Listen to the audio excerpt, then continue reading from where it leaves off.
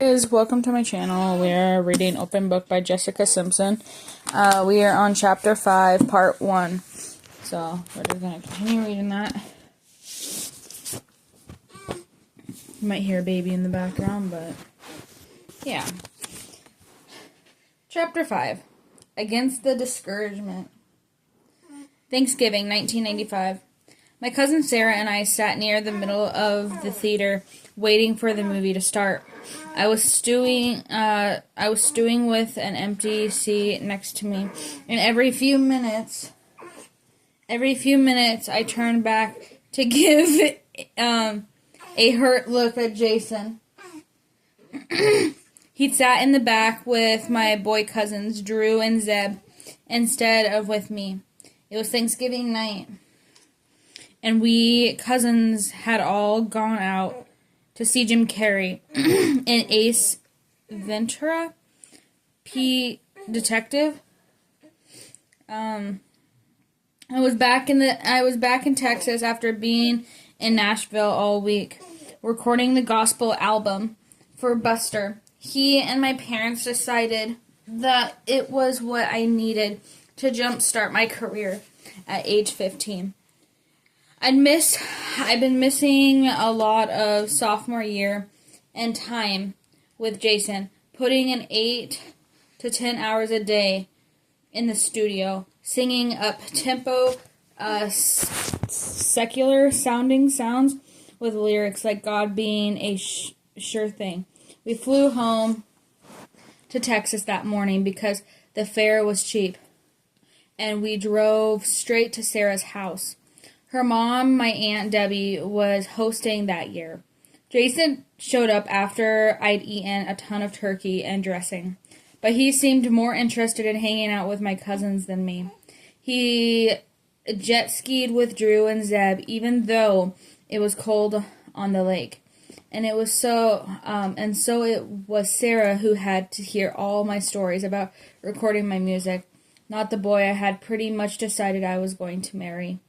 It really hurts me, I whispered to Sarah. He can be so... Jessica, you've got to relax, she whispered back, passing me the popcorn. I put my head on her shoulder, breathing in a cucumber melon of soap she loved. She was always telling me to relax because, well, I needed to hear it. I was working so hard to be a rigid version of godly that I judged so many people. I held myself to an insane standard, and while I beat myself up about always falling short, I definitely held it against the people who I thought weren't trying. I didn't know how Sarah managed to be just as devout a Christian as me, if not more, and still be cool. I always started talking about someone at school who went to a party and drank, and she would shrug and cross the red cowboy boots she loved. She was a girl who would turn up the car radio with Motley Crue, Smoking in the Boys' Room, came on, but who could always counsel people about faith? She talked to my little sister Ashley, who was already so smart and questioning everything at 11 years old. Ashley did what worked for Ashley, and if she didn't feel like volunteering at church that day, she didn't. I didn't even know you could say no, but when Sarah talked about Christ, Ashley listened. With Sarah, God could be cool. After the movie, I slunk in the chair, sticking my lower lip out in a pout. Sarah rolled her eyes at me, and I'm not sure Jason even noticed. He was going to spend the whole weekend with the boys so they could jet ski. I would spend it doing vocal exercises. Sophomore year was such a weird time for me. I had this thing that I was afraid to call a career because it seemed so make-believe, so I just called it my music. I never felt like I was doing enough to make it happen, and it didn't help that no one at my school thought it was real. Me and my mom would go to Nashville periodically to record, sleeping in one of the beds in some smoke stall hotel room to save money. Buster would come in and out of our lives, making promises about my future and his belief in me.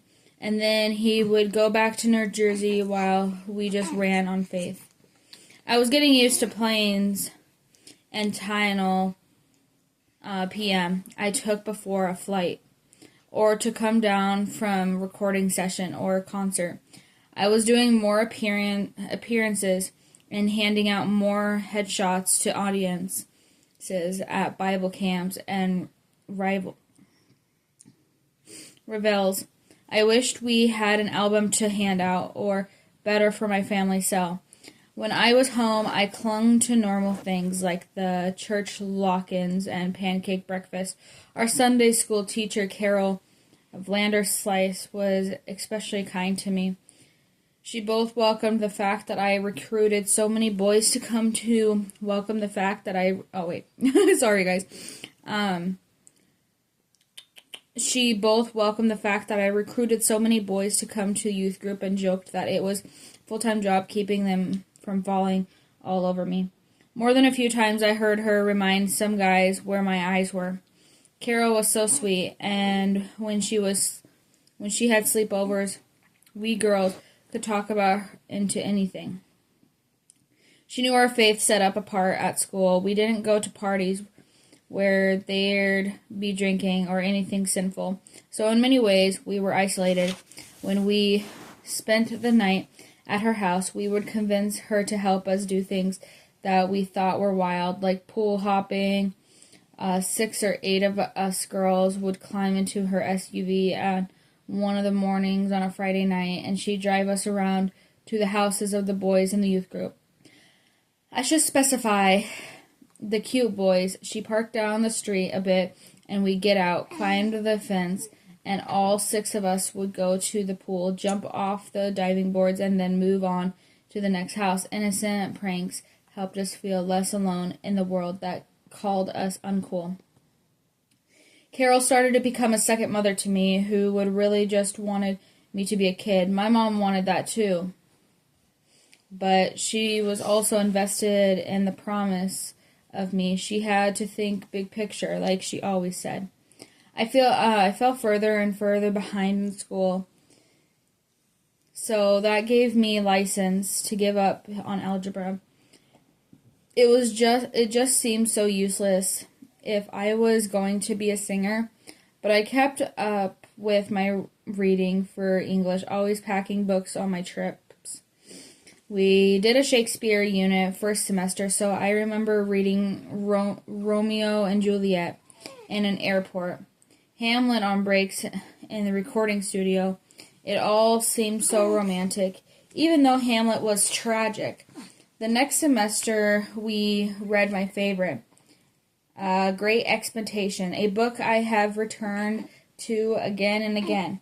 It was even the theme of my wedding to Eric. Just the title alone grabbed me. To whom much is given, much is expected, was something my parents had always told me. So the expectation to be great, that was everything to me. I'd only had these dreams to make it as a singer for a couple of years, but time moves so slowly when you're that age that it felt like a long time. My dreams felt grand, but worn down, just like old jilt Miss Havelham still wears her wedding dress in the dusty but still glided mansion of Satis House. But I kept trying to make them happen because I felt called to music, waiting for my life to really begin. I underlined the passage in the chapter 29 of my paper book copy. I loved her against reason, against promise, against peace, against hope, against happiness, against all the discouragement that could be. The quote was that quote stayed with me. Sometimes through the years, it was about a man who I wished could love me as much as I loved him. But more often it was about the determination to make good on the expectation placed on me. By God, by my parents, by me, no matter what. From the moment my mother walked in the door of the hotel, she was pulling my outfit out of the suitcase to drape them over the room. We were in Nashville, and I was about to have a photo shoot for my album. It was finally something tangible, for my mother to help with, and she seized the moment. She preferred being behind the scenes while my dad did all the talking as my manager, but this she could do. My mom moved quickly around the room, arranging the looks, as she now called them. She'd put different tops with the jeans and then stand back like a painter judging a canvas. She made me anxious, so I told her I was going to take a bath to get rid of that plain feeling. It was May 3rd, 3 months after Buster had reappeared at the concert I did in Atlanta. I had been sick, and I talked about it with the audience, telling them I prayed to God to help me. I asked them to help me too. We all really connected, and afterwards Buster said he would book more time in the studio to finish the album. Now the album was about done, and we needed a cover. I filled the tub, absently singing to myself. I wish I could remember what it was, because the moment would always be the before in our family. The hotel phone rang, an angry buzz I had grown to hate from morning wake-up calls before going to the studio. I heard my mother answer, putting on the professional voice she always used at the hotel and studio. Hello? Like she was just doing something important, but was willing to give you her undivided attention. There was a silence, then a loud, "What do you mean, dead?" I stepped out of the bathroom and saw my mother crumbling. She screamed, holding the receiver to her chest. It was as if that scream had just left her hollow. I stood there dumbly in the threshold, not even saying what or who, because I never in my life seen her like this. "Oh, God, Connie," she said. "Oh, God." Aunt Connie, I thought. What was this about? When she hung up, she tried to gather herself, talking through her body, seizing with the sudden grief hitting like a heartache. "It's Sarah," she managed to me. "Baby, there was an accident." It felt like someone had passed me something hot, and my hands leaped up to drop it. My knees buckled and knelt. I curled my body as my mother covered me with hers.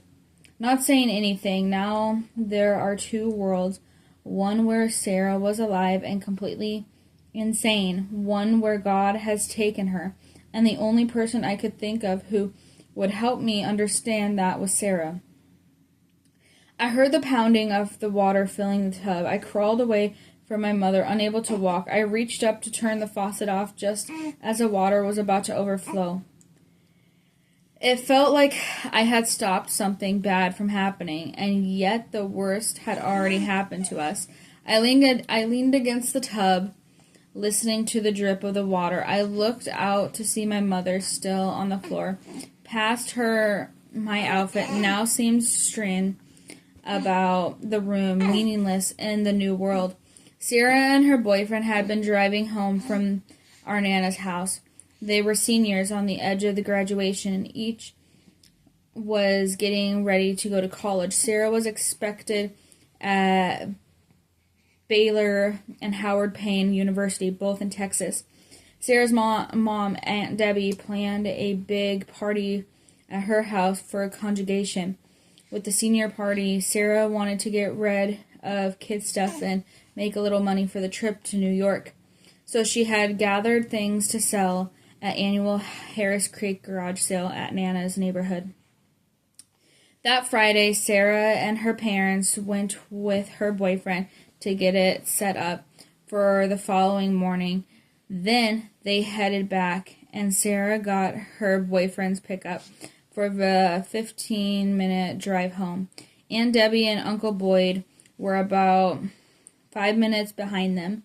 There was a rodeo going on in the McGregor, and there was a horse named Gracious Will, likely getting its name from the 11th chapter of Matthew. Jesus marvels to God that children like Sarah can see what matters in life. Before that, children like Sarah can see what matters in life than the supposedly wise. Yes, Father, for such as your gracious will not perform well that day, and the kid in charge of the horse was angry. So angry, he hit the animal, and so hard the horse took off running. The horse made it to the highway, narrowly missing 2 cars, and it galloped against traffic. It stopped and stood in the ditch on the side of the road. As the pickup was about to pass, the horse suddenly leaped in front of it, going through the windshield and landing on top of Sarah. My aunt and uncle drove up and first saw the horse dead on the road, then the pickup in the ditch. Sarah's boyfriend was outside of the truck in shock. He had one small scratch on his face. My Uncle Boyd was a Texas highway patrolman, so he'd worked wrecks his whole life. He'd seen all kinds of stuff, shepherded so many people at the worst moments in their lives. And here was his Sarah, my Aunt Debbie. She had such a strong faith that she believed God would heal her daughter. If she prayed enough, he would bring her back. The ambulance came. They all followed it to the hospital. Sarah was pronounced dead when she got there. She was gone. I know there are families who have had tragedies, but we were always somehow spared. There's a comfort you slip into as good Christians. God got his angels over me. You think I was taught, and generations before me believed that we were protected. Without that blind faith, what did we have? Mom and I got on the next flight home. I was in shock. I realized how thinking if we did everything right, we would somehow undo the reality. Maybe like Aunt Debbie prayers, I thought we would go up in the air and then touch down on the world where this hadn't happened. Going through the clouds, I put my head down on my mother's lap. I don't know if I fell asleep, but I had a dream that I had fallen asleep. If that makes sense, whether it was a dream or a vision. Sarah came to me. She had her long curly hair again. She had gotten her hair cut shorter a few weeks before and told me she hated it. But there it was. I'm okay, she said. Giving me that smile, she gave me everything. She gently shook her head and told me to relax. Please tell my mom I'm okay. Please give her a hug for me. Mom stroked my hair. I sat up. Sarah just came to me in a dream, I told her, adding what she said about her mom. Well, you should let Aunt Debbie know, she said. She needs to hear that. Once we were home, my mom was at Aunt's lifeline and narrowly set aside everything to focus slowly on getting her big sister through this. Aunt Debbie summoned such grace to surrender all the pain and put it in his hands, to learn so much about strength and vulnerability. Walking hand in hand during those days, our faith had not protected the very best of us. Sarah, the most precious and kindest member of our family, but there was also no way to get through this without faith. When we arrived at Aunt Debbie's house, she asked my dad if he would do the service. Of course, he said. She had been reading those through Sarah's journals and shared them with my parents. I didn't know Sarah kept diaries. They were so moving that my father asked permission to take them home to pull things from them for the service. He wove through passages of her writing along with the scriptures and songs of praise that she highlighted. He told me how mature she was for her age and how much she trusted God's will. Her last entry was about her upcoming graduation. She wrote that it was not nearly as important as her faith. Since I know God and Jesus, she wrote, when I die, I will graduate. There's something else, he says. When Sarah prayed for people, she wrote their names down and what she asked God to give them. He handed a journal to me, and I opened it as to see the bubbles of her handwriting. Again and again, leaving through it, I saw my name. Sarah prayed for you every day, he said. Every single day. Every single day, she put your name down. Even now, I burst into tears. I had grown up so lonely. Not always alone, but always lonely. And that whole time, Sarah had thought of me with love every day, possibly at every moment when I felt the most lost. That realization that I was truly never alone all that time changed how I thought about heaven. It wasn't someplace in the sky, it was with Sarah, and Sarah was with me. What had seemed like blind faith when we lost Sarah, the naive thought that we were protected, was real. I never was alone, and everything was going to be okay. I stayed up late to read through the journals, seeing for myself how Sarah was always thinking of ways to help people and be of service. As I read, I began to feel an overwhelming sense of purpose, and I realized that I had inherited Sarah's. I would keep her work alive through my life. Those are pretty big shoes to fill, I remember thinking. Just as quickly, I pushed away my fears. Well, they're the only ones you've got. Sarah's funeral has held at her home church, First Baptist Church, Woodway. The service was exactly what she would have wanted. In her journal, she mentioned a song she practically loved, How Beautiful, which she hoped to play when she eventually married. Dad asked me to sing it, and I was afraid to, but I knew it would be what Sarah wanted, so I just asked her to help me through it. It was the only time I didn't cry at a funeral. I recently talked to Aunt Debbie to get her blessing to share Sarah's story. She told me many people, young and old, later said that the service inspired them to accept Christ and to go into ministry or mission work. A day or so after the service, the letters started arriving. Sarah had written notes to every single member of her graduating class telling them about Jesus and saying she was praying for them. She wasn't preaching, just saying that in times of trouble she had found comfort in prayer, and she wanted everyone to know they could come talk to her if they needed that support of Christ. She had mailed them a few days before she died, wishing everyone a great future.